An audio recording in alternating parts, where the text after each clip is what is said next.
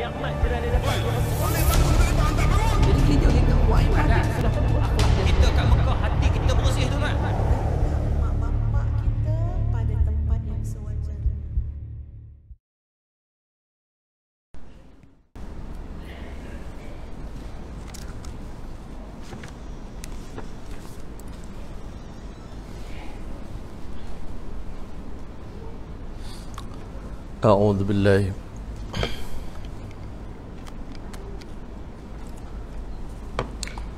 أعوذ بالله من الشيطان الرجيم بسم الله الرحمن الرحيم إن الحمد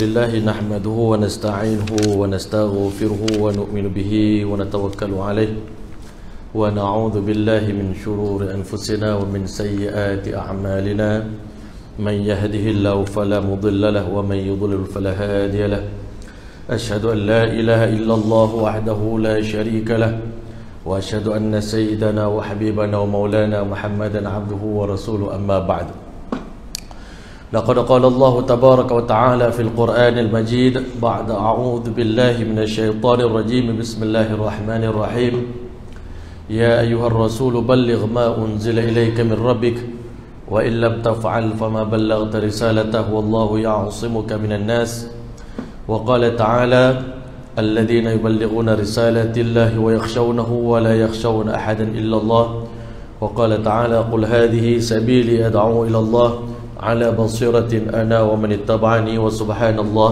وما أنا من المشركين وقال النبي صلى الله عليه وسلم إنما أنا مبلغ والله يهدي وإنما أنا قاسم والله يعطي صدق الله العظيم وصدق رسوله النبي الكريم ونحن على ذلك من الشاهدين والشاكرين والحمد لله رب العالمين السلام عليكم ورحمة الله تعالى وبركاته. Yang dimuliakan Tuan Imam Barisan Ahli Jawatankuasa Surau Putra Al-Amin, pimpinan-pimpinan agama, pimpinan-pimpinan masyarakat, muslimin muslimat, hadirin hadirat yang dirahmati oleh Allah Subhanahu wa taala sekalian. Alhamdulillah, thumma alhamdulillah. Pertama dan selamanya marilah sama-sama kita memanjatkan setinggi-tinggi sedalam-dalam puji dan syukur yang tidak terhingga kehadirat Allah Subhanahu wa taala. Tuhan yang maha mulia, Tuhan yang maha baik, Tuhan yang menyediakan segala keperluan kita sebelum kita lahir ke alam dunia ini. Dan ulama beritahu Allah Ta'ala buat alam semesta ini dengan sepenuh keseriusan, dengan sepenuh kesungguhan. Allah ciptakan alam, Allah ciptakan manusia. Bahkan Allah Ta'ala beritahu afahasibtum annama khalaqnakum abatha wa annakum ilayna la turja'un. Apakah kalian menyangka kami ciptakan kamu sia-sia, main-main, dan kamu tidak akan dikembalikan kepada kami? Betapa seriusnya Allah Ta'ala dengan penciptaan manusia ini. Sebab itulah Allah Ta'ala ciptakan syurga dan neraka untuk kita. Bahkan menunjukkan betapa seriusnya Allah Ta'ala dengan alam dunia ini, dengan pengutusan manusia ke atas muka bumi ini. Kerana itulah Allah Ta'ala sebelum dihantar manusia menjadi khalifah di atas muka bumi ini, maka terlebih dahulu Allah Subhanahu wa taala mengambil janji umum daripada manusia dan janji khusus daripada para anbiya alaihi wassalatu wassalam untuk mereka melaksanakan tanggungjawab mereka sewaktu mereka menghuni dan mereka menjadi khalifah Allah Taala di atas muka bumi.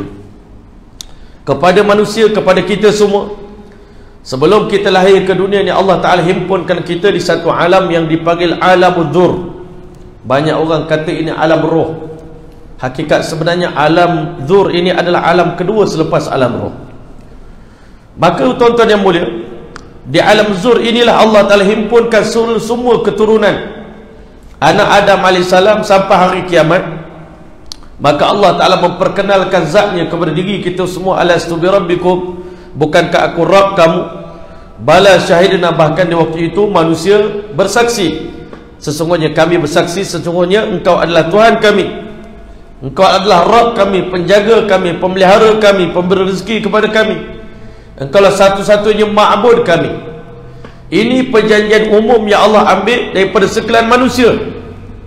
Dan secara walaupun tak disebut perkara ini, tetapi secara maklumnya manusia telah berjanji bila kami dilahirkan ke alam dunia nanti, inna salati wa nusuki wa mahyaya wa mamati lillahi rabbil alamin, kami berjanji seluruh solat kami, seluruh pengorbanan kami, korban yang kita akan lakukan tak lama lagi dalam hari raya haji, wa mahyaya wa mamati lillahi rabbil alamin, seluruh kehidupan kami dan seluruh kematian kami lillahi rabbil alamin, kami nak persembahkan kepada Tuhan semesta alam. Kita berjanji apa yang Allah bagi dekat kita, nikmat, kemuliaan, pangkat, darjat, ilmu, harta, anak, kenderaan, semua benda yang Allah bagi dekat kita ni, kita nak pulang balik kepada Allah Ta'ala. Itu janji kita sebelum kita melihat alam dunia ni. Maka tuan-tuan yang mulia, kerana Allah tahu dunia ni mata'ul ghurur, mata benda yang menipu, negeri tipu daya dunia ni. Sebelum kita tengok dunia cakap lain, tapi bila tengok dunia cakap lain. Sebelum tengok dunia, sebelum masuk ke alam dunia ni, manusia macam-macam janji dengan Allah, tapi bila tengok dunia ni tuan-tuan, manusia mudah lupa. Sebab itulah Nabi SAW telah bersabda, innamad dunya hulwatun khadirah, Allah jadikan dunia ni hijau dan manis. Wa annallaha mustakhlifakum fiha, Allah jadikan kamu sebagai khalifah di muka bumi ini, fayanzura kaifa ta'malun, untuk Allah tengok apa yang kita nak buat di atas muka bumi ini. Dan tak lama pun Allah hantar kita ke dunia, 60 tahun, 70 tahun. Kita rasa macam panjang, tetapi hakikat sebenarnya di sisi Allah cukup pendek masa yang Allah Ta'ala letakkan kita di alam dunia. Nak tengok kita ni berubah ke tak berubah, kita punya pendirian kita, i'tiqad kita berubah ke tidak, kita punya keazaman kita. Untuk para nabi, Allah ambil dua perjanjian kepada mereka pula, tambahan daripada perjanjian umum. Untuk nabi-nabi ada dua janji khusus. Wa id akhadna minan nabiyyina mitsaqahum, sebutlah wahai Muhammad ketika mana kami pernah mengambil perjanjian kepada sekian nabi-nabi, perjanjian yang sangat kukuh khusus untuk mereka. Wa minka, dan perjanjian itu juga pernah kami ambil daripada Muhammad sallallahu alaihi wa ala alihi wasallam. Wa min Nuh wa Ibrahim wa Musa wa Isa bin Maryam, perjanjian daripada Nabi Nuh, daripada Nabi Ibrahim, daripada Musa dan Isa bin Maryam. Wa akhadna minhum mitsaqan ghaliza, kami ambil perjanjian yang sangat muakkad kepada para nabi. Allah mengambil perjanjian kerana aku ciptakan dunia ni dengan penuh keseriusan, dengan penuh kesungguhan, bukan main-main. Kerana itu aku berjanji kepada manusia, siapa yang taat kepada aku akan masuk syurga, siapa yang durhaka kepada aku akan masuk neraka. Tetapi walaupun begitu, kata Imam Abu Hanifah rahmatullah alaih, sepatutnya cukup akal yang Allah bagi kepada manusia ni untuk dia berjaya di dunia ni, untuk taat perintah Allah, untuk berjaya dengan ujian ini. Sepatutnya tak payah Nabi, tak payah Quran, tak payah ada apa-apa tanda yang lain. Allah Ta'ala dah bagi akal kepada manusia, kata Imam Abu Hanifah. Dengan akal manusia dah boleh beza yang mana yang hak, mana yang batin, mana dosa, mana pahala, dan mana yang benar, mana yang salah, mana yang gelap, mana yang terang, mana yang manfaat, mana yang mudarat. Sepatutnya akal saja pun manusia dah wajib beriman pada Allah, wajib taat perintah Allah, walaupun Allah tak hantar Nabi, walaupun Allah tak hantar Quran. Tetapi kerana sayangnya Allah pada manusia, Allah lahirkan manusia untuk berjaya, bukan untuk digagalkan. Allah lahirkan kita ke dunia untuk jayakan kita, dan untuk berjaya Allah bagi segala keperluan manusia. Manusia perlukan apa untuk dia selamat di dunia ni, maka Allah Ta'ala telah buat keputusan untuk melancarkan ataupun mendatangkan salah silah para anbiya alaihimussalatu wassalam. Dan nabi-nabi tadi berjanji kepada Allah, bila kami datang ke alam dunia, kami akan bersungguh-sungguh berdakwah, bertabligh, mengajak manusia kepada Allah Ta'ala, memberitahu kepada mereka tentang perkara kebenaran. Dan Allah Ta'ala telah perintahkan khusus kepada Nabi besar kita Muhammad sallallahu alaihi wasallam, ya ayyuhar rasulu balligh ma unzila ilaika min rabbik, wahai nabiku Muhammad sallallahu alaihi wasallam, kekasihku, Baligh ma unzila ilaika min rabbik, sampaikan segala kebenaran, segala wahyu, segala agama, segala perintah Allah, segala larangan Allah, segala keinginan Allah ke atas kamu, sebagaimana yang telah diwahyukan kepada kamu wahai Muhammad sallallahu alaihi wasallam. Wa illam taf'al fama ballaghta risalata. Seandainya kamu lemah dalam bertabligh, lemah dalam berdakwah, kalau Nabi SAW bermalas-malasan, kalau Nabi main-main, kalau Nabi macam kita tuan-tuan, ada hari kuliah, ada hari tak kuliah, ada hari masuk kelas, ada hari tak masuk kelas, tuan-tuan, habislah umat ini. Tetapi Nabi-Nabi telah menerima amanah daripada Allah dengan sepenuh jiwa raga mereka, sehingga Nabi SAW telah mengatakan, la rahata li Muhammadin ba'dal yawm, selepas daripada hari ini Muhammad SAW jangan kata bercuti. Kita hari ini banyak cuti tuan-tuan, ada bulan datang, ada bulan tak datang. Saya lah tuan-tuan. Tetapi Rasulullah SAW tak pernah jangan kata cuti berdakwah ni, rehat pun tak ada. Nak kata nak berehat sekejap, kadang-kadang orang tengok ustaz-ustaz ni masa bila dia tidur. Sebenarnya ustaz-ustaz ni banyak tidur tuan-tuan, cuma tidur bila kita balik rumah kita baru kita tidur betul-betul. Sepanjang perjalanan memang tak lena tidur. Tidur tu banyak tapi orang tak nampak. Tetapi Rasulullah SAW dalam, Masya Allah, cuti tak ada, rehat pun tak ada, tidur pun kurang tuan-tuan. Masya Allah, inilah kesungguhan para Nabi. Wa rusulan, kata Allah Ta'ala, kami hantarkan Nabi-Nabi dan Rasul. Qad qasasna alaika min qablu, kami ceritakan kepada kamu kisah-kisah dakwah para Nabi ini. Allah cerita dalam Quran dakwah Nabi Nuh AS. Allah bukan sekadar suruh Nabi berdakwah, Allah cerita pula dakwah Nabi-Nabi terdahulu pada Rasulullah SAW. Wa rusulan lam naqsusum alaik, ada kisah Nabi yang kami cerita, ada kisah Nabi yang berdakwah tapi kami tak cerita pada Nabi Muhammad SAW.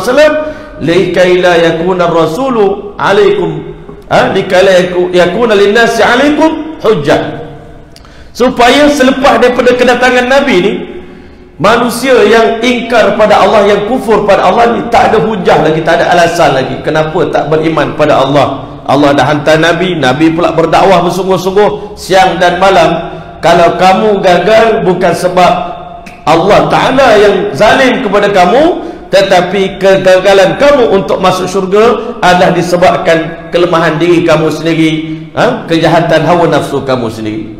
Itu janji yang pertama Allah ambil daripada para anbiya alaihi wassalam. Yang kedua, janji khusus pada para anbiya alaihi wassalam. Allah Ta'ala beritahu, wa id akhadallahu mitsaqan nabiyyin, sebutlah wahai Muhammad sallallahu alaihi wasallam ketika mana Allah ambil sebuah perjanjian daripada sekalian para nabi dan para rasul. Lama ataitukum min kitabin wa hikmah, tak kala kami bagi kepada kamu kitab dan hikmah. Wahai nabi-nabi, keistimewaan kamu, kemuliaan kamu di atas manusia biasa kerana dua benda. Orang lain tak ada kitab, kamu ada kitab. Dan tentu orang yang menerima kitab ini bertanggungjawabnya lebih, dia punya responsibility dia besar. Dan yang kedua, lama ataitukum min kitabin wa hikmatin, kami bagi kebijaksanaan, kami bagi ilmu nubuah, kami bagi tanggungjawab nubuah kepada kamu. Yang pertama tuan-tuan, lama ataitukum min kitabin wa hikmatin thumma ja'akum rasul, kamu berdakwah macam biasa, tetapi bila mana datang dalam hidup kamu seorang rasul yang bernama Muhammad sallallahu alaihi wasallam, thumma ja'akum rasulun musaddiqun lima ma'akum, Nabi ini datang membenarkan seluruh ajaran yang Nabi-Nabi dulu bawa. 124,000 Nabi sebelum Rasulullah berdakwah, Nabi membenarkan syariat mereka, membenarkan ajaran mereka, membenarkan dakwah mereka, membenarkan akidah mereka. Summa ja'akum rasulun musaddiqun lima ma'akum la tu'minun nabihi wa la tansurunnah, kamu wajib beriman kepada Muhammad sallallahu alaihi wasallam dan kamu wajib membantu Muhammad sallallahu alaihi wasallam. Sebab apa nabi-nabi lain kena tolong Rasulullah sallallahu alaihi wasallam kalau mereka lahir ke dunia? Dan ditakdirkan dalam banyak-banyak nabi, hanya Nabi Isa alaihissalam saja yang Allah Ta'ala pernah lantik dia menjadi Nabi dan Rasul, yang punya umat, yang punya syariat, yang punya kitab, dan dilahirkan di akhir zaman, kembali sebagai umat Rasulullah SAW. Dan Nabi Isa AS lebih berbangga menjadi umat Muhammad SAW berbanding menjadi seorang Nabi yang memiliki umat yang begitu ramai. Dan Allah takdirkan dia hidup, dan dialah insan yang akan berjanji untuk berjuang di akhir zaman ini untuk menegakkan kebenaran, mendakwahkan manusia kepada kalimah la ilaha illallah Muhammadur Rasulullah. Jadi tuan-tuan yang mulia, kalau kita tengok kepada kehidupan suci murni baginda Muhammad sallallahu alaihi wasallam, hari ini tuan-tuan yang mulia, ramai orang Islam menganggap dakwah ni satu kerja yang mulia. Semua orang kata kerja dakwah ni kerja yang baik, kerja Nabi-Nabi. Tapi belum tentu orang yang kata kerja dakwah ni kerja yang mulia, tetapi bila diajak berdakwah, dia pula akan tetap menganggap dakwah ni dan juga orang dakwah ni sebagai orang yang mulia. Belum tentu tuan-tuan. Macam mana kaum Arab jahiliyah sebelum lahirnya Nabi, waktu Nabi SAW lahir dan membesar bersama-sama dengan mereka, mereka menganggap Nabi SAW sebagai orang yang mulia. Tetapi bila Nabi mula mengajak mereka kepada kebenaran, persepsi tadi, tanggapan tadi telah mula berubah. Daripada rasa mulia, dah mula merasakan Nabi Muhammad SAW ni seorang yang hina. Dulu anggap Nabi ni Al-Amin, sebagai orang jujur. Tetapi telah berubah bahasa mereka setelah mana Nabi SAW mengajak mereka kepada Allah Ta'ala.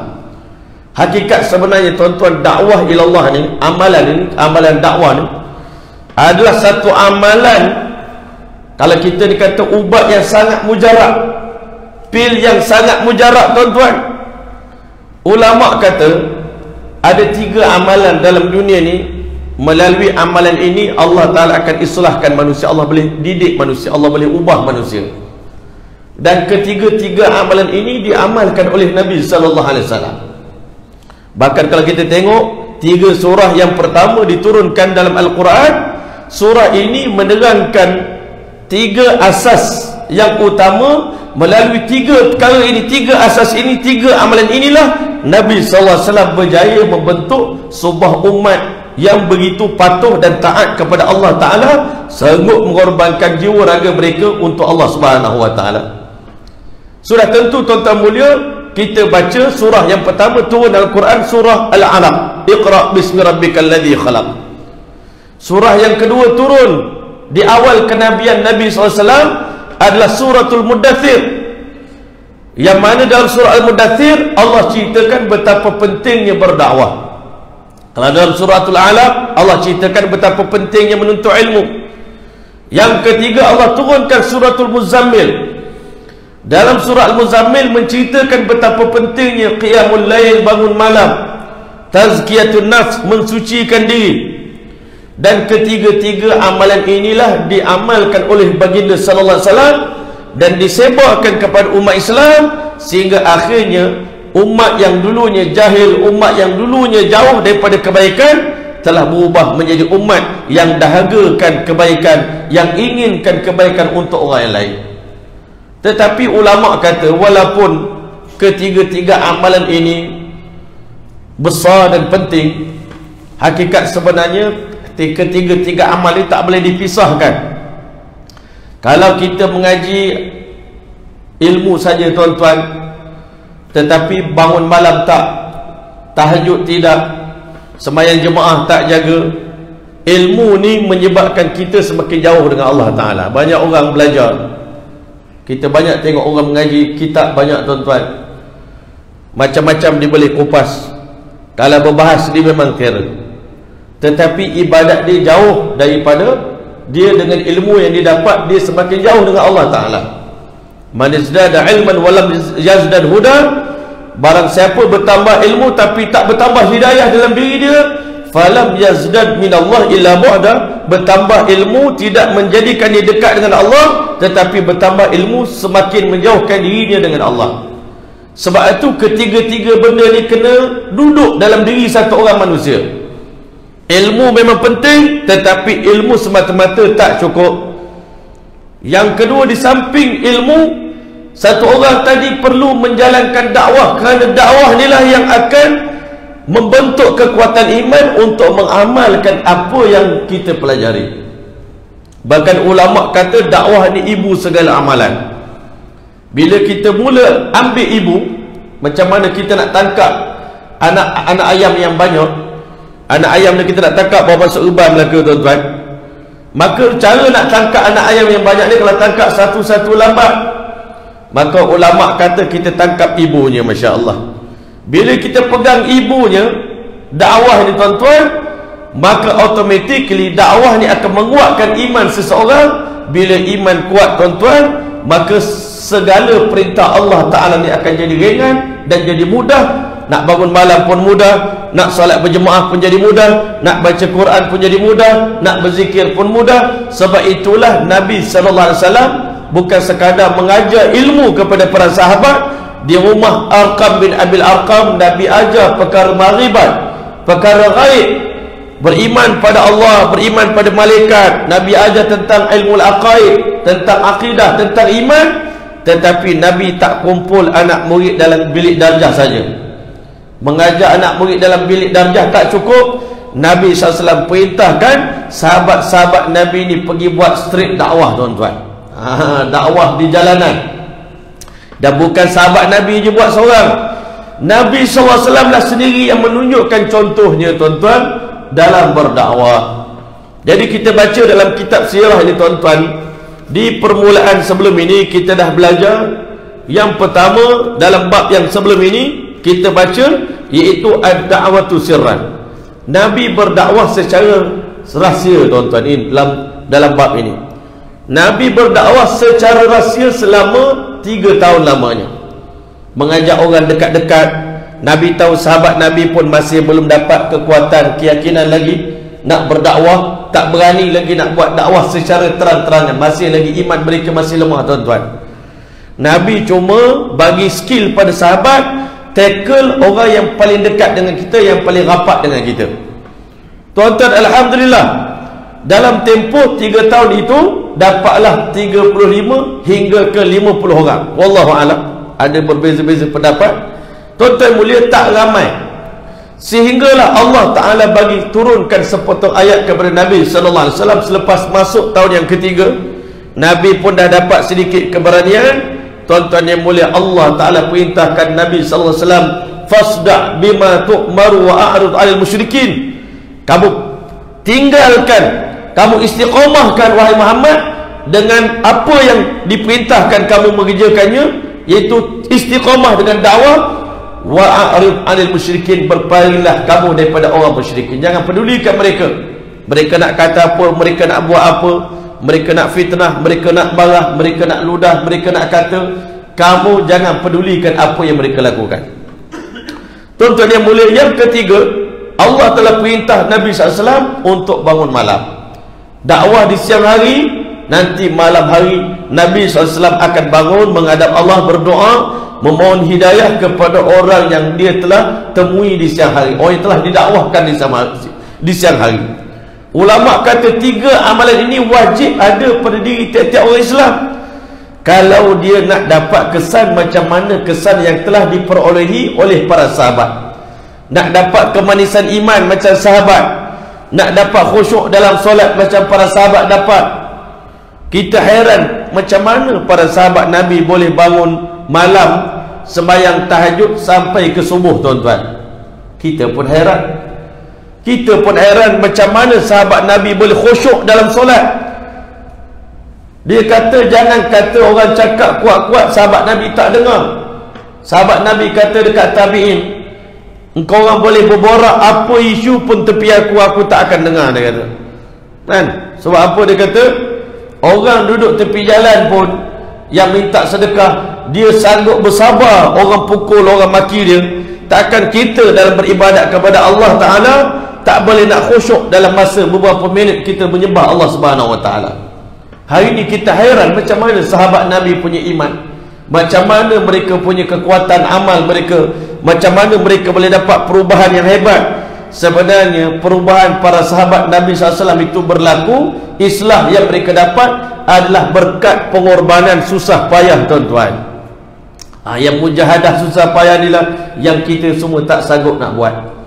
Hari ini kita nak Islam yang sempurna, kita nak jadi orang hebat, nak khusyuk, nak dapat ilmu, nak dapat khasyiatullah, takut pada Allah, nak dapat sifat macam mana sahabat Nabi dapat. Tetapi beza kita dengan para sahabat, kita hari ini takut menghadapi susah payah, menghadapi cabaran dalam kita mendekatkan diri kepada Allah Subhanahu wa taala. Sementara sahabat Nabi dia tak peduli. La yakhafuna fillahi laumata laim. Mereka dalam nak dekatkan diri kepada Allah, nak dapat redha Allah, mereka tak takut kepada celaan para pencela. Kita hari ini malu takut orang cela kita.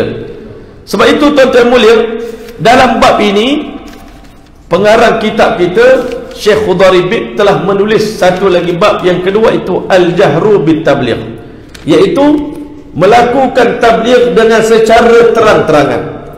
Dah tak peduli dah orang nak kata apa, orang nak buat apa, nak ancam bunuh, nak halal, buatlah apa pun. Tetapi Nabi SAW dengan begitu sekali tegas, Nabi SAW telah buat keputusan, aku akan meneruskan dakwah ini sama ada nyawa aku melayang ataupun Islam akan tersebar ke seluruh dunia. Keputusan telah dibuat. Jadi kita sambung balik. Walamma jahara Rasulullah sallallahu alaihi wasallam bid-da'wah. Tatkala Nabi sallallahu alaihi wasallam telah mula melakukan dakwah secara terang-terangan, masya-Allah. Kita hari ini akan disayangi oleh masyarakat dengan sayang yang sangat hebat selagi mana kita tak ajak dia pada kebaikan. Masya Allah, orang sayang kita, masyarakat sayang kita. Tapi bila kita buka mulut ajak pada kebenaran, dah mula ada orang tak senang. Itu sunnatullah. Masya Allah, nak uji kita ikhlas kita ke tidak. Maka tak kala Nabi SAW mula melakukan dakwah secara terang-terangan, dan ulama kata maksudul bi'thah, maksud daripada pengutusan Nabi ini memang untuk berdakwah. Tak akan mungkin kita dapat bayangkan Nabi datang ke dunia, dia senyap buat ibadat seorang-seorang, tak ada. Nabi ni memang diutuskan oleh Allah ke dunia untuk bercakap, untuk mengajar. Sebab itu ciri-ciri khusus Nabi ni, at-tabligh ni ciri khusus bagi seorang Nabi. Kita daripada kecil bilang sifat Nabi ada 4: siddiq, amanah, tabligh, fatanah. Siddiq, amanah dengan fatanah ni tuan-tuan, 3 sifat yang ada dalam diri seorang Nabi. Tak nampak Nabi ni jujur, nampak ke tak? Tak nampak. Nabi ni amanah, siddiq, amanah. Nabi ni amanah, tak nampak amanah Nabi. Nabi ni cerdik, fatanah, tak nampak. Tapi sifat yang nampak pada diri seorang Nabi adalah tabligh. Nabi mesti bercakap, Nabi mesti berdakwah, Nabi mesti mengajak, Nabi mesti menyampaikan. Dan kitman itu menyembunyikan ilmu adalah satu dosa yang sangat besar bagi seorang Nabi. Nabi tak pernah menyembunyikan ilmu.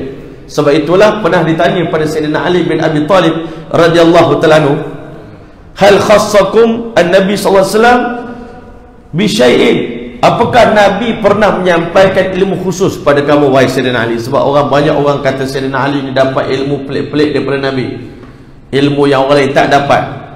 Nabi kata tak ada apa, melainkan apa yang ada dalam Quran, apa yang ada dalam hadis.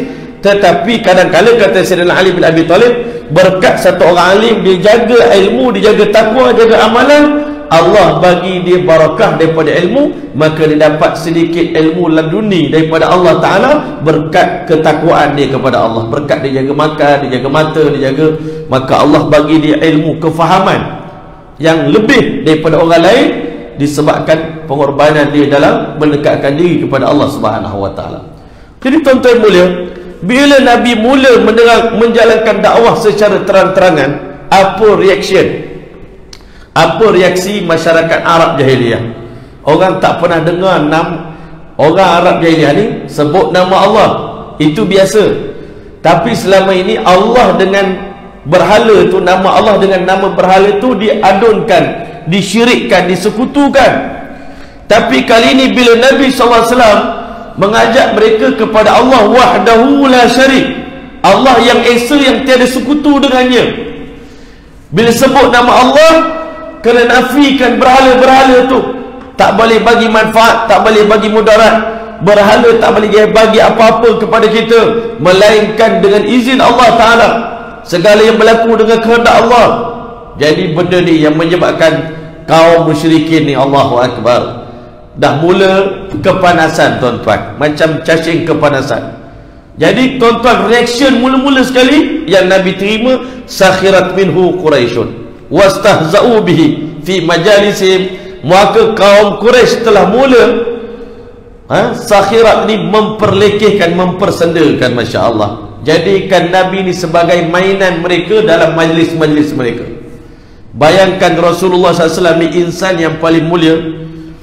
Kalau kita ni tuan-tuan tak pernah buat salah dengan orang, tiba-tiba kita jadi orang benci kat kita, macam mana perasaan kita? Kita tak pernah buat salah dengan orang. Macam Nabi SAW, tak pernah Nabi ni buat salah dengan siapa-siapa. Daripada kecil Nabi sentiasa buat baik.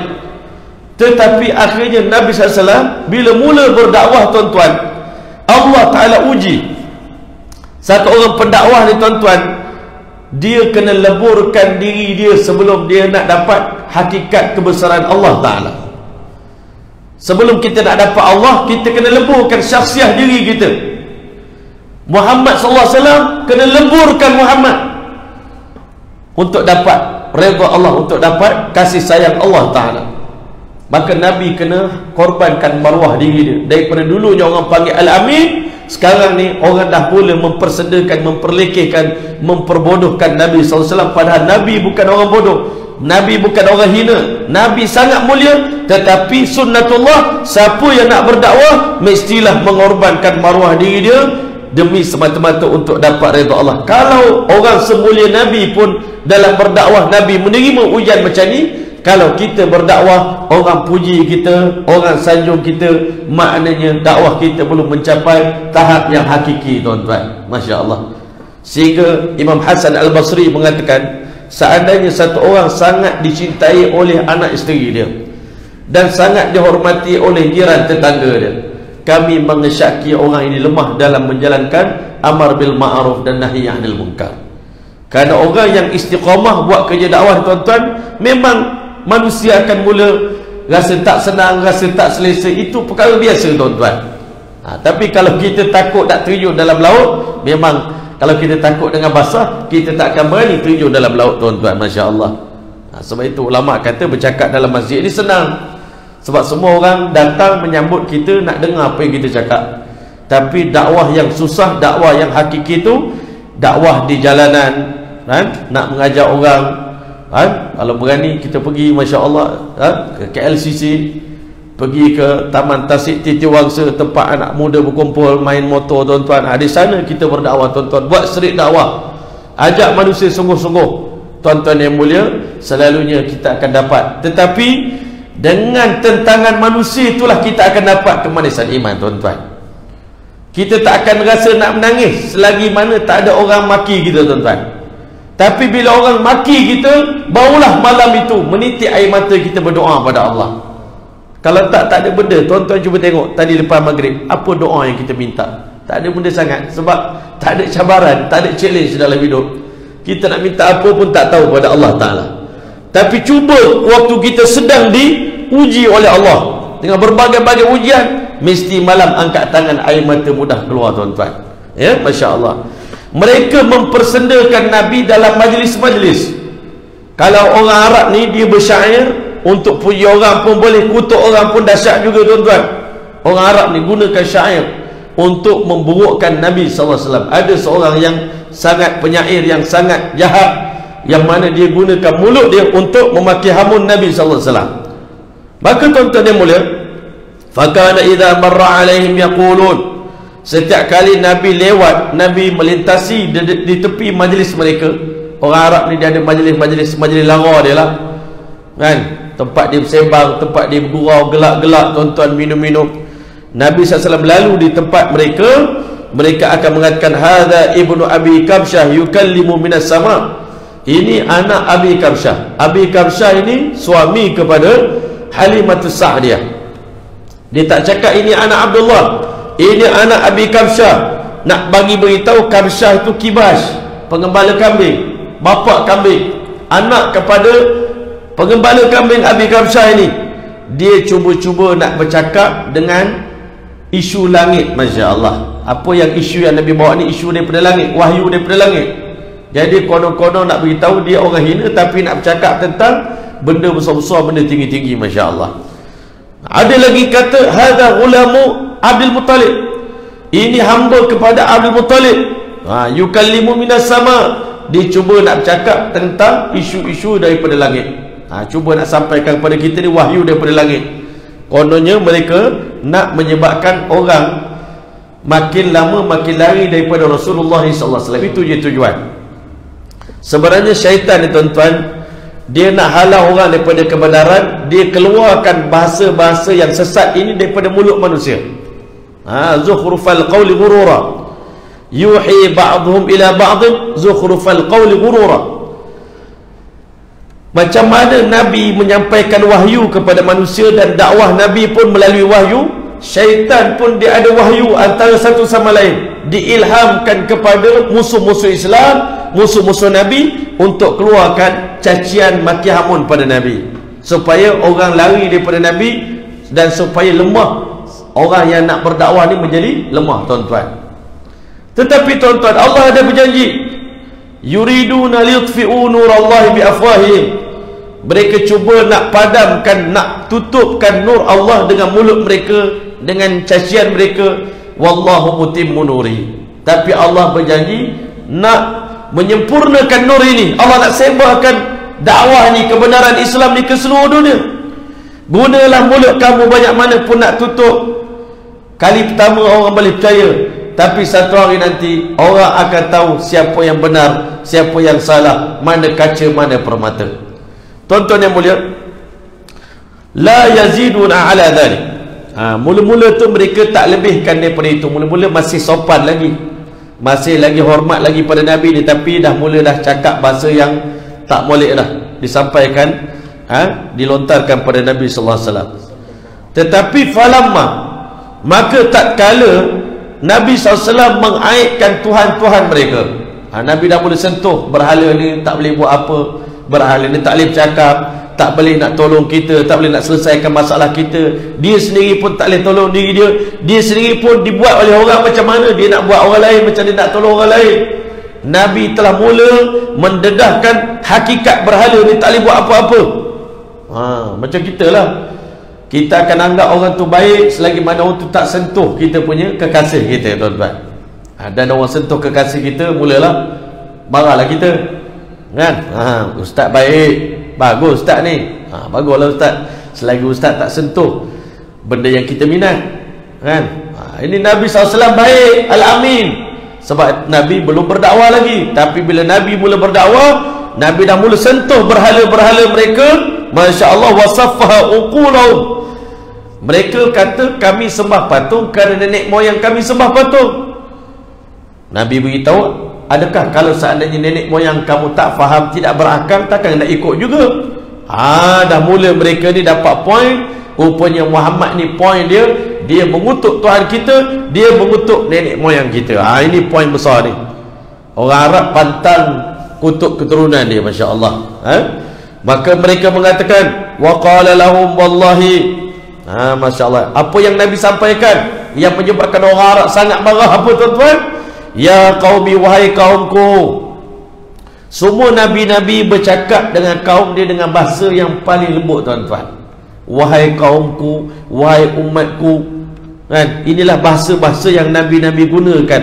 Semua Nabi daripada Nuh AS sampai Nabi Muhammad, semua menggunakan perkataan ya qaumi. Allahumma ghafir li qaumi, ya Allah ampunkanlah dosa kaumku, fa innahum la ya'lamun, mereka tak tahu. Nabi-Nabi ni berdakwah kerana sayang. Sayang bukan sayang biasa, sayang lebih pada diri sendiri, tuan-tuan. Apa dia kata? Laqad khalaftum dina abikum Ibrahim. Kamu telah menyalahi agama moyang kamu Ibrahim AS. Selama ini orang Arab jahiliah ingat dia ni betul-betul berpegang dengan ajaran Nabi Ibrahim yang hanif, yang betul-betul tulen.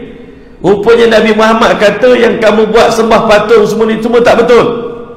Maka tuan-tuan mulia, tharat fi ru'usim hamiyatal jahiliyah, bertaburlah di atas kepala mereka ni tuan-tuan semangat jahiliyah tu tuan-tuan. Asabiyah jahiliyah dia dah mula merasuk dalam hati mereka, dalam pemikiran mereka, ghiratan, sehingga timbul satu kecemburuan ala tilkal alihah, rasa nak membela Tuhan mereka, rasa Tuhan kita dah dihina, Tuhan kita telah dikutuk. Maka mereka telah buat keputusan untuk orang Arab ni faham-faham lah tuan-tuan, isu kecil pun boleh berperang. Ini isu agama, isu nenek moyang, isu keturunan.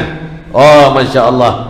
Dan senangnya dia orang ni nak psycho orang lain supaya benci Muhammad. Kerana Muhammad kutuk Tuhan kita, Muhammad kutuk nenek moyang kita, Muhammad telah memperbodohkan kita. Jadi, dan Muhammad kata kita pula dah sesat daripada agama Nabi Ibrahim AS. Selalunya orang sesat, dia tak mengaku dia sesat, dia tak sedar dia sesat tuan-tuan. Mana ada orang sesat dia mengaku dia sesat tuan-tuan? Tak ada. Lagi pula syaitan menghasut orang Arab ni, mengatakan kamu dalam kebenaran. Masya Allah. Jadi orang yang rasa dia benar, dia akan anggap musuh dia tu dalam kesesatan. Muhammad yang sesat sebenarnya, bukan kami. Waliyahzubillah. Jadi tuan-tuan mulia, akhirnya nenek moyang kita sembah patung ini, nenek moyang kita ikut milah Nabi Ibrahim. Tuan-tuan mulia, tiba-tiba Muhammad kata kamu telah menyalahi agama Nabi Ibrahim AS, milah Nabi Ibrahim. Jadi mula-mula hormat lagi, walaupun marah, geram, Masya Allah kan? Tapi masih hormat. Fadhahabu ila amhi Abi Talib, mereka telah pergi menghadap pak saudara Nabi Abu Talib, yang Nabi hormat, yang Nabi sanjung macam bapa dia. Mudah-mudahan Abu Talib dapat jadi orang tengah untuk mendamaikan sikit, menjernihkan kekeruhan ini. Masya Allah, kita tengah panah ni, kalau main dengan semangat jahiliah kita ni, habislah kan. Orang kutuk nenek moyang kita, memang kita tak bagi chance. Tapi ni kerana Nabi Muhammad SAW ni keturunan Quraisy, keturunan orang yang kita hormati, kita sanjung Abdul Muttalib, kita sanjung Abu Talib. Perli-perli itu tak apalah, tapi kena buat sesuatu. Akhirnya mereka buat keputusan, kita kena cari siapa yang Muhammad SAW paling hormati. Maka didapati Abu Talib orang yang paling dihormati, Sayyidu Bani Hashim, di penghulu bagi Bani Hashim, alladhi akhadha ala nafsi himayatuhu min aidi a'da'i, satu orang pakcik yang telah mengambil tanggungjawab untuk mempertahankan maruah Nabi Muhammad SAW daripada gangguan musuh. Setiap kali musuh nak datang, Abu Talib yang akan ke depan mempertahankan Nabi Muhammad SAW. Jadi kita kena nego dengan Abu Talib dalam urusan Muhammad SAW ini. Masya Allah, bukan senang tuan-tuan ya. Seorang nak lawan semua kaum. Satu orang, Nabi Muhammad, nak mempertahankan kebenaran, berhadapan dengan ribuan kaum yang memang Allah tak bagi dia orang ni pun adab dan akhlak sikit pun. Hidup dengan penuh brutal. Orang Arab jahiliah ni tuan-tuan, macam mana Rasulullah SAW ni insan yang sangat lemah lembut, nak beritahu pada dia orang yang korang ni menyembah Tuhan yang salah, agama yang tak betul, kena kembali kepada Islam. Itu satu benda yang sangat payah tuan-tuan. Fatalabu minhu ayyukhalli bainahum wa bainahu, mereka minta daripada Abu Talib supaya Muhammad SAW ni dia berpisah daripada kami. Maksudnya dia nak ibadat, nak masuk Islam, dia buat dia seorang tak apa. Sembayanglah, nak sembayang 1000 rakaat, nak buat baik macam mana pun buatlah, tapi jangan ganggu kami. Lakum dinukum waliyadin, kamu ikut agama kamu, kami ikut agama kami. Kalau kita buat gitu tuan-tuan, orang kafir tak marah langsung. Orang kafir senang hati. Orang Islam dia nak jaga agama dia, kita jaga agama kita. Tapi batasan itu jangan campur dengan dakwah. Itu orang kafir semua senang tuan-tuan. Tapi orang kafir akan mula marah, akan rasa terganggu bila ada orang Islam nak masuk menceroboh sempadan agama dia orang untuk tarik orang daripada Islam. Ini orang kafir akan marah tuan-tuan. Syaitan pun marah. Sebab itu ulama kata, kalau kita buat baik, ibadat pada Allah Ta'ala, jadi orang soleh, tak ada siapa nak marah tuan-tuan. Tapi bila kita mula berdakwah, memang ramai orang akan marah dengan kita, benci dengan kita. Nabi Muhammad SAW, orang kafir kata minta Abu Talib beritahu Muhammad, kita buat masing-masing, buat cara masing-masing, uruskan agama masing-masing, uruskan diri masing-masing, dan kita saling hormat menghormati, toleransi antara kaum, antara umat. Macam kita lah kan, masyarakat majmuk kan, kita kena menghormati, tahaluf, kena macam-macam lah. Tapi tuan-tuan mulia, dalam buat baik itu bab lain, bab dakwah bab lain tuan-tuan. Buat baik dengan orang bukan Islam tak ada masalah, tapi dakwah tetap dijalankan. Jangan sampai kerana nak jaga hati orang, kita pula tak payah dakwah lah dia, kan? Jadi dakwah ni kena tetap jalan tuan-tuan, masya-Allah. Maka au yakufu amma yaqulu, ataupun sekurang-kurangnya Muhammad berhenti bercakap. Berhenti bercakap lah, mana kau hormatlah kat kami, kan? Kami pun pada dia bukan orang jahat, padahal dah teruk sangat dah, kan? Minum arak apa semua, tapi dia tak rasa dia jahat. Sebab apa? Orang yang tidak ada iman ni tuan-tuan, dia tak rasa pun dia buat salah tuan-tuan. Orang yang tak ada iman, dia Allah Ta'ala cabutkan furqan daripada diri dia, dia tak boleh beza ini baik, ini buruk, ini anak, ini bukan anak, ini semua dia tak dapat beza. Jadi tuan-tuan mulia, dia rasa dia dalam kebenaran. Masya Allah. Jadi dia nak minta Nabi Muhammad tolong jangan bercakap, sudahlah. Yang lain nak buat-buatlah, tapi tolong jangan bercakap, berhenti berdakwah tuan-tuan mulia. Masya Allah. Faraddahum raddan jamilah. Nabi Muhammad SAW tolak dengan tolak yang baik. Masya Allah. Tak apalah kalau tak dapat, tapi insya-Allah lah saya akan tetap menjalankan juga. Tapi Masya Allah kita buat cara baik lah, Masya Allah. Kalau orang tak suka nak buat macam mana, tapi Nabi tolak dengan tolak yang baik, budi bahasa. Fansarafu anhu, maka bersurailah mereka daripada Nabi sallallahu alaihi wasallam. Wa madha Rasulullah sallallahu alaihi wasallam lamma yuriduhu la yasudduhu an muradi syai'un. Tetap Nabi sallallahu alaihi wasallam menjalankan dakwah, bukan kerana orang tak suka, bukan kerana orang marah, bukan kerana orang nasihat supaya berhenti. Nabi berhenti tak, Nabi tetap melaksanakan, meneruskan perkara yang dikehendaki oleh Allah Ta'ala, walaupun ada yang menghalang untuk Nabi melaksanakan impian Nabi. Fatazayyanal amr, lama kelamaan kemarahan, kebencian telah menjadi semakin bertambah. Wa admarat Quraisyun al-hiqda wal adawah li Rasulillah sallallahu alaihi wasallam. Akhirnya kaum Quraisy telah menyimpan, menyembunyikan perasaan hasad, dengki dan permusuhan yang begitu besar kepada baginda sallallahu alaihi wasallam. Semakin marah tuan-tuan. Sebenarnya tuan-tuan, dalam dakwah ni ada satu penawar. Ubat ni dia ada reaction tuan-tuan. Bila kita makan ubat, dia akan ada tindak balas. Dakwah ni ada satu tindak balas tuan-tuan. Reaction dalam dakwah ni, dia memberi penawar kepada orang yang berdakwah itu sendiri, dan dia beri penawar kepada orang yang didakwah. Sebenarnya orang Quraisy tu dia benci, tapi sebenarnya ubat tu dah berkesan pada dia. Itu yang dia marah tu. Macam orang ada sakit kuat tuan-tuan, bila dia makan ubat, reaction tu keluar merah-merah dekat badan, dia kelang kabut. Tapi doktor kata itulah tanda bagus, itu isyarat daripada badan kita yang ubat tu telah memberi kesan. Orang kafir marah tu mana bagus lah tu. Sebab apa? Itu tanda ubat Nabi SAW dah mula berkesan, dah masuk tu. Mula-mula tak pernah dengar Allah ni Tuhan yang satu, tiada Tuhan yang layak disembah melainkan Allah. Nabi cakap tu sebenarnya dah masuk, cuma nafsu dia masih belum menerima tuan-tuan. Sebab itu ulama kata kelebihan dakwah ni, dia merawat da'i dan mad'u. Orang nak berdakwah tu pun, nak bercakap tu pun, sebenarnya dia pun berat juga tuan-tuan. Nabi SAW nak berdakwah, nak ajak orang pada kalimah la ilallah tu, Nabi sendiri pun berat. Nabi pun ada perasaan takut, ada juga perasaan malu, tapi Nabi buat. Ini juga rawatan untuk seorang pendakwah dan juga orang yang nak didakwahkan. Bayangkan dahsyatnya kesan daripada dakwah ni tuan-tuan. Bila syaitan dengar azan, ulama kata Nabi beritahu syaitan akan lari terkentut-kentut sampai beberapa kilometer jauhnya. Nak beritahu dahsyatnya kekuatan dakwah ni. Bila syaitan dengar azan yang merupakan ad-da'watu tammah, dakwah yang paling sempurna. Sebab apa? Dalam azan ada Allahu Akbar, Allah Maha Besar, Allah Maha Besar, Allah Maha Besar, Allah Maha Besar. Syaitan dengar ni, oi, jam aku ni, kan? Allah Maha Besar. Bila dikumandangkan azan ni, syaitan di seluruh dunia ni lari lintang pukang. Takutnya syaitan iblis dengan dakwah. Tapi ulama kata bila kita nak semayang, walaupun semayang tu perintah Allah yang besar, syaitan boleh duduk celah-celah kita tuan-tuan. Jadi macam rupa anak kambing.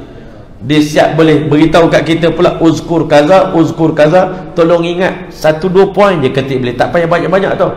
Saya nak mulakan dengan 1 je poin dulu. Kamu ingat benda ni. Lepas tu dia automatik. Kita lepas ingat poin tu, kita masuk satu dunia tuan-tuan. Kita dah mula menerokai sebuah alam yang begitu jauh, kita berkhayal sampai kita terlupa berapa rakaat kita sembahyang. Tak tahu, tanya imam kan. Payahnya nak ingat rakaat ni imam kan. Orang jadi imam ni payah nak ingat rakaat, sebab 1 saat je kita split tuan-tuan, terus tak tahu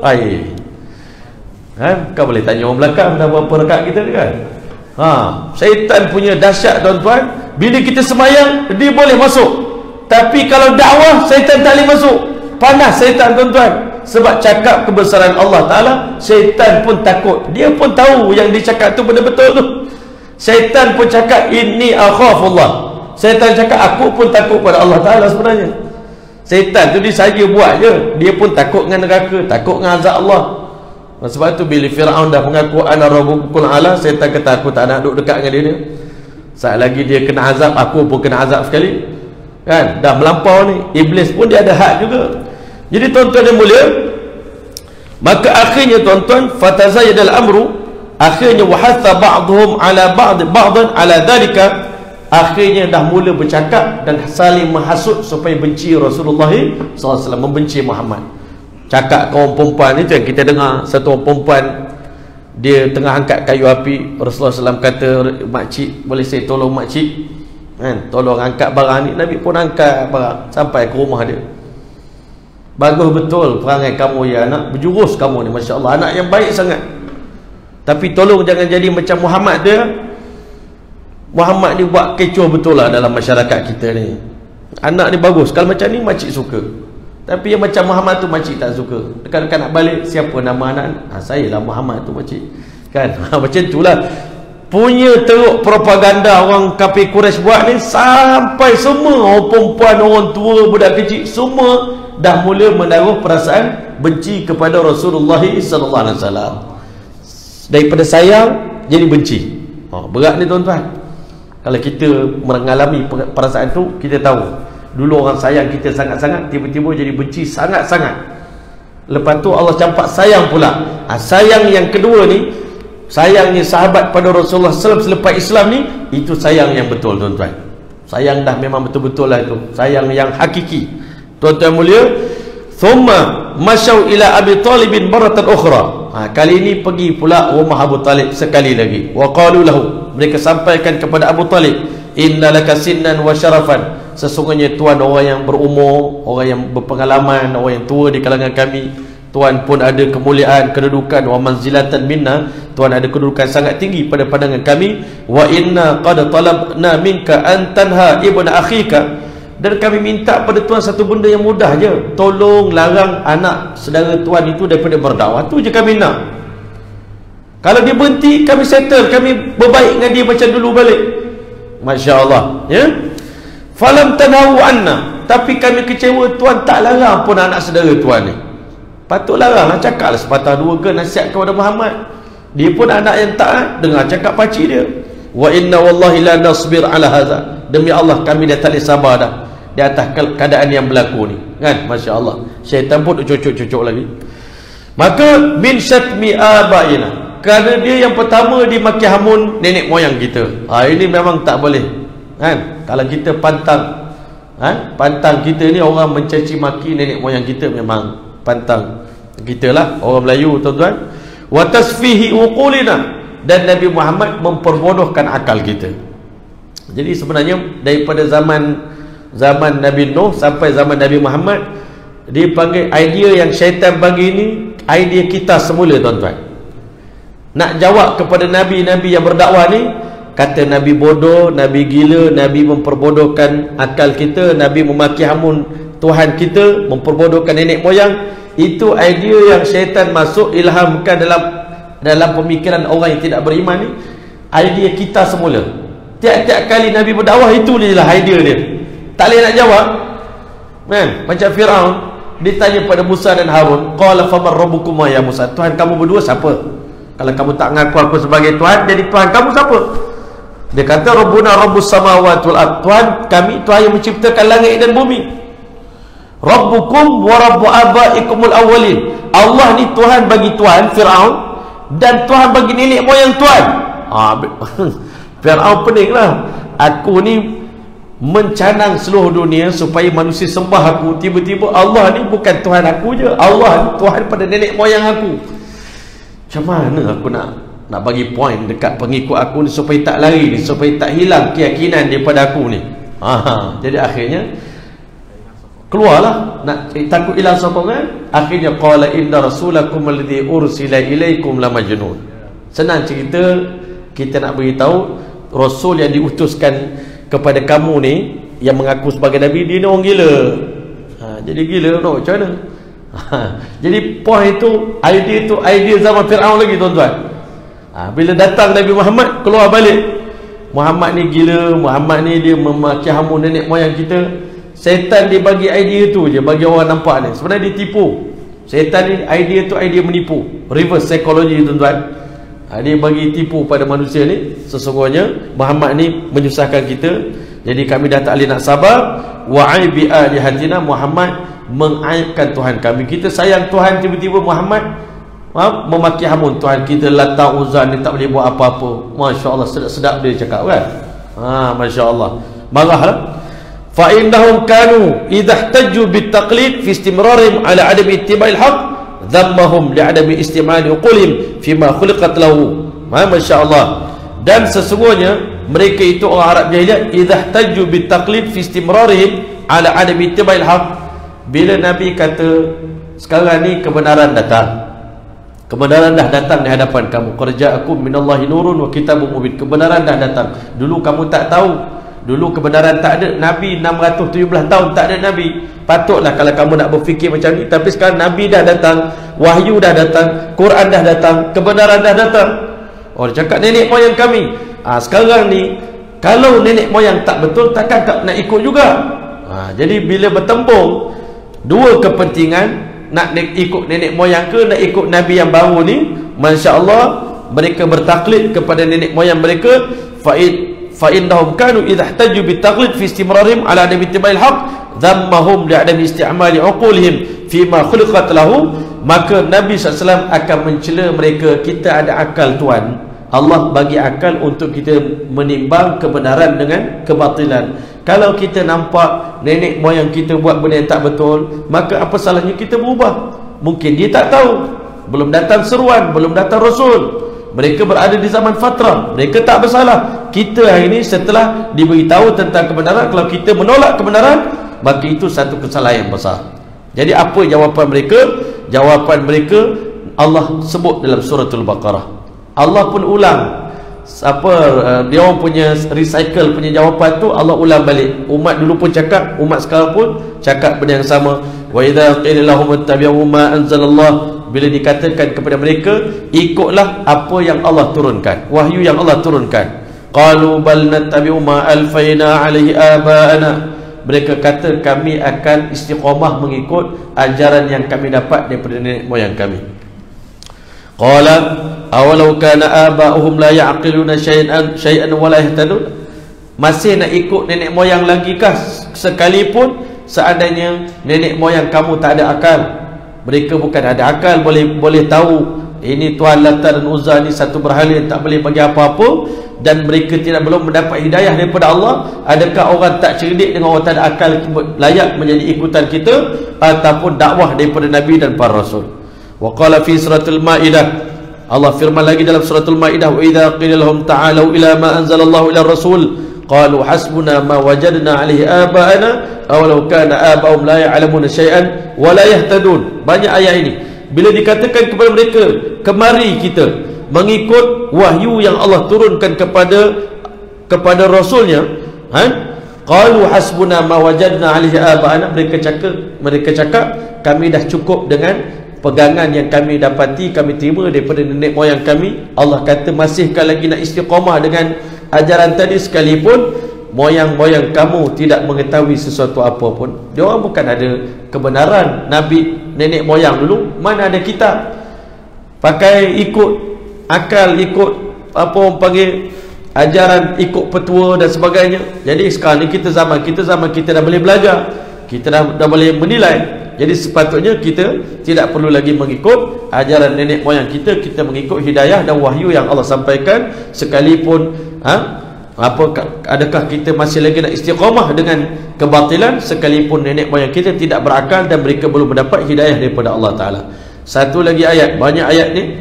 Satu lagi ayat dalam Quran, wa idza qila lahum ittabi'u ma anzalallah, bila disampaikan kepada mereka, didakwahkan kepada mereka, ikutlah apa yang Allah turunkan, qalu bal nattabi'u ma wajadna 'alaihi aba'ana, kami akan ikut ajaran nenek moyang kami. Awalau kana syaitanu yad'uhum ila 'adzabis sa'ir, sekalipun yang dulu nenek moyang kamu itu didakwahkan oleh syaitan mengajak mereka ke neraka as-sa'ir, masih lagi juga nak istiqamah ikut ajaran nenek moyang. Wa qala fi surati Zukhruf, ada lagi firman yang sama dalam surah Zukhruf dalam menceritakan hujah mereka yang lemah, ya, bal qalu inna wajadna aba'ana ala ummatin wa inna ala athari muhtadun. Allah Ta'ala mencela kaum musyrik ini. Mereka mengatakan kami dapati nenek moyang kami berada di atas satu akidah, satu pegangan, maka kami hanya mengikuti apa yang nenek moyang kami sampaikan. Inilah juga hujah yang kalau kita dakwah mana-mana orang non-Muslim, dia kata kami tak tahu apa, kami ikut nenek moyang kami je, kan? Kami lahir dalam agama tu, kami ikut je, kami tak nak tukar-tukar yang lain. Masya Allah. Walamma syabbahum biman qablahum min al-umam fi hadhihi al-maqala ad-dallati ala at-ta'assub wal 'inad. Masya Allah. Dan kata pengarang kitab kita ni, inilah idea yang disampaikan, yang diperoleh daripada umat-umat terdahulu. Maknanya idea yang sama juga. Kalau orang dulu pun, kalau dia ajak pada Islam, dia ajak pada kebenaran, dia kata kami cukup dengan ajaran nenek moyang kami, tak nak berubah, ya. Qala awalau ji'tukum bi ahada mimma wajadtum alaihi abaakum, katakanlah Muhammad, bagaimana pula pandangan kamu kalau Islam yang aku bawa ini bi ahada mimma wajadtum alaihi, lebih memberi hidayah, lebih baik daripada ajaran yang kamu dapati nenek moyang kamu berada di atasnya. Qalu inna bima ursiltum bihi kafirun, akhirnya jawapan mereka, kami kufur kepada apa yang kamu diutuskan dengannya, kami tetap tak akan terima apa yang kamu bawa. Masya Allah. Jadi nak beritahu kepada kita ni betapa kental akidah jahiliah ini dan betapa payahnya Nabi SAW nak fahamkan orang begitu. Jadi sini kita dapat fahamkan, kalau hari ini kita rasa payahnya nak berdakwah ni tuan-tuan, nak suruh orang faham Islam, nak suruh orang faham agama ni, kebenaran ni, tuan-tuan, kita tak perlu orang kata pelik. Kenapa payah sangat nak terima kebenaran ni? Selalu saya cakap, satu kumpulan guru-guru daripada madrasah di Pakistan, dia datang menghadap guru kita orang lah, dia duduk alumni madrasah tu. Dia kata, ustaz nak tanya satu soalan. Dia kata, macam mana nak buat dengan murid-murid yang nakal ni, Masya Allah. Nak buat macam mana dengan dia orang ni, kan, pening kepala nak menguruskan anak-anak murid kami yang nakal di tahfiz ni, macam mana nak buat dia. Jadi ustaz pun cakap, ustaz baca satu ayat, Masya Allah, Masya Allah, kadzalika kuntum min qablu famannallahu alaikum fatabayyanu. Ustaz tadi kata, dulu korang pun masa mengaji dengan kami, korang pun buat kami pening kepala juga, kan. Korang pun masa di madrasah pun, pasal korang sebelum jadi ustaz ni lah, korang pun nakal juga, kami pening kepala dengan korang.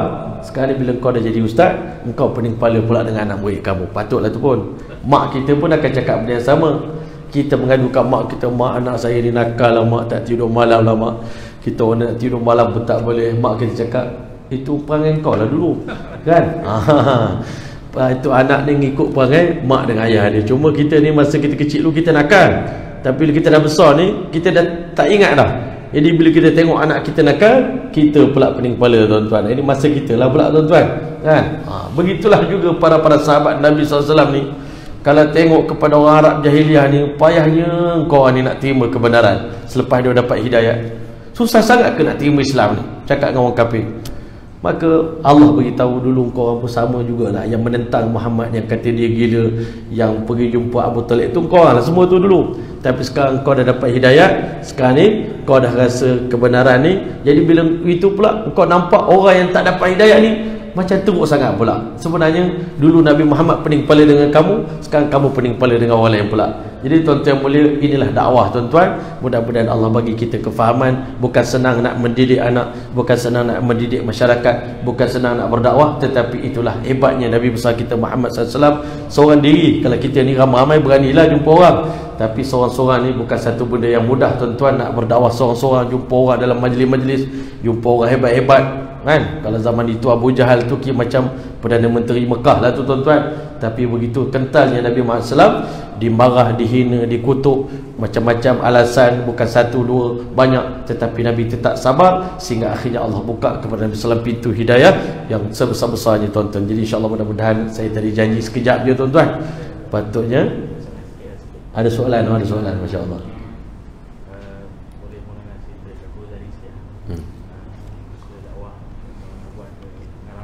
Masya Allah.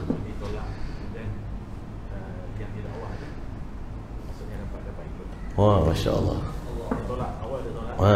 Dia selalunya tuan-tuan dalam berdakwah ni, orang yang paling kuat menolak itulah sebenarnya orang itulah orang yang paling berpotensi sekali nak mendapat hidayah tuan-tuan. Masya Allah. Selalunya begitu. Tapi Allah didik kita ni nak tolak kejahatan dia dengan kebaikan.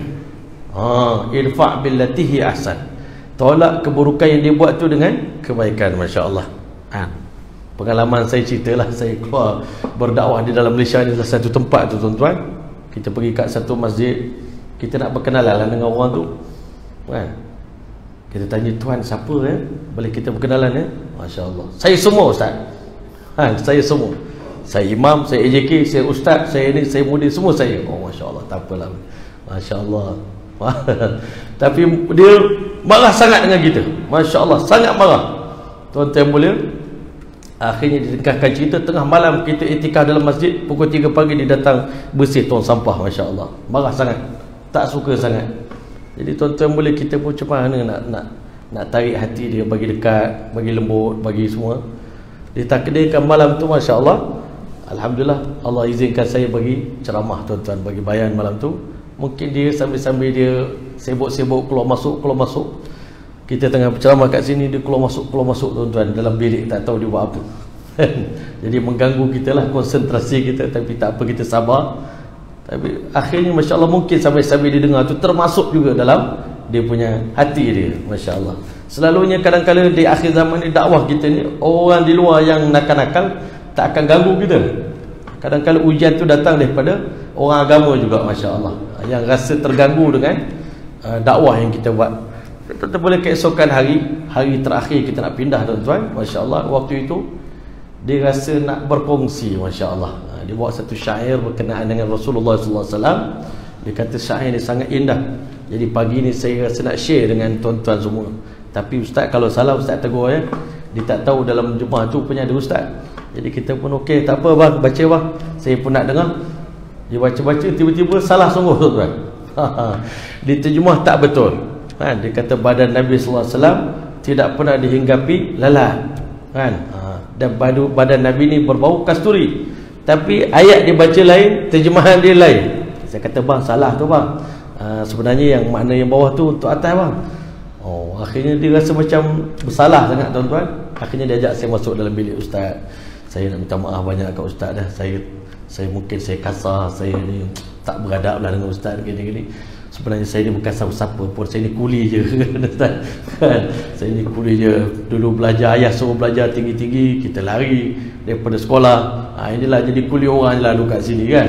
Jadi pengalaman-pengalaman macam tu lah, tak adalah teruk-teruk sangat tetapi nak beritahu pada kita ni, dalam keadaan kita bersabar menanggung rasa sedih, rasa marah bila orang buat benda yang tak betul kepada kita, kita sabar, kita buat baik, kita doakan kebaikan untuk dia, akhirnya Allah ubah mereka. Masya Allah.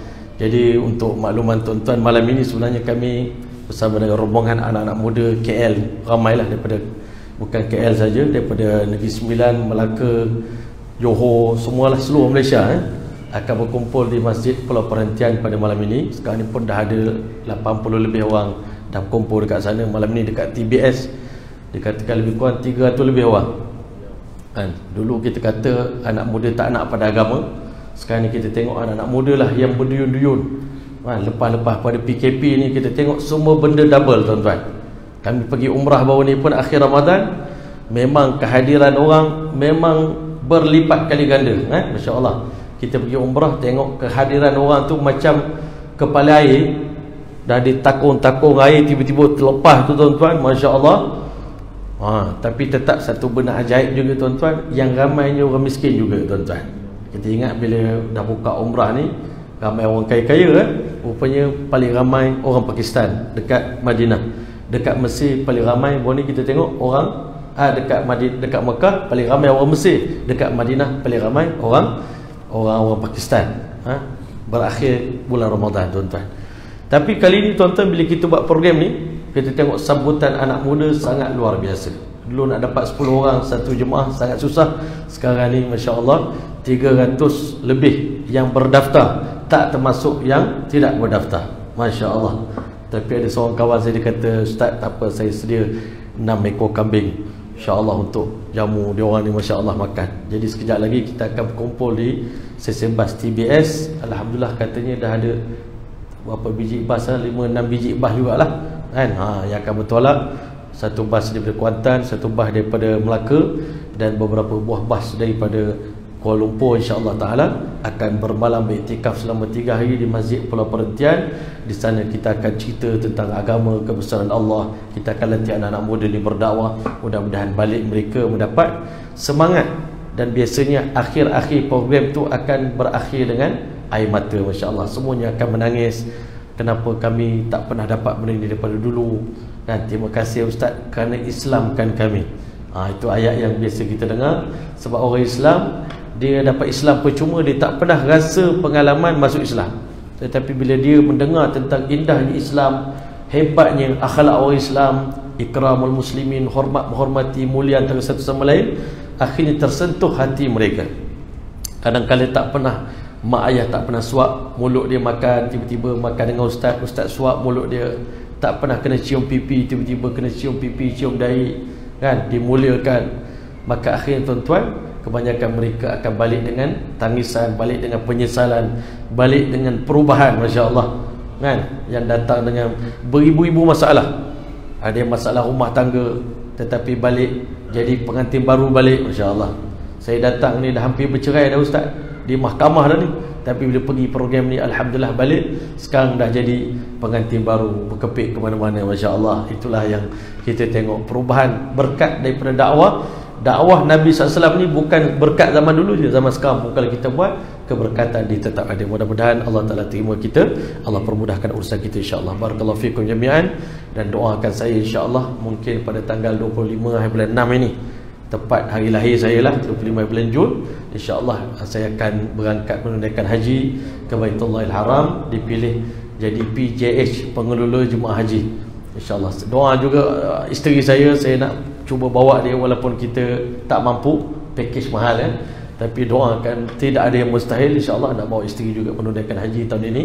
InsyaAllah mudah-mudahan di samping kita sibuk berdakwah, kita juga dapat semangat untuk kita ambil semangat perjuangan ni di Mekah dan Madinah. Itulah tempat untuk kita menimba semangat dalam kita meneruskan dakwah ilallah insyaAllah. Sekian aku qouli hadza, astaghfirullahalazim li wa lakum wa lisa'il muslimin wal muslimat fastaghfirullahal ghafurur rahim. Wassalamualaikum warahmatullahi wabarakatuh. A'udzubillahi minasyaitonir rajim. Bismillahirrahmanirrahim. Allahumma ij'al jam'ana hadza jam'an marhuma wa tafarraqana min ba'di tafarruqan ma'suma wa la ta'al fina wa la minna shaqiyya wa la mahruma bimannika fadlika wa karamika برحمتك يا ارحم الراحمين. اللهم جملنا بالعافيه والسلامه وحققنا بالتقوى والاستقامه واعذنا من موجبات الندامه في الحال والمال انك على كل شيء قدير. وصلى الله تعالى على خير خلق محمد وعلى اله وصحبه وبارك وسلم. سبحان ربك رب العزه عما يصفون وسلام على المرسلين والحمد لله رب العالمين. قبل الله منكم.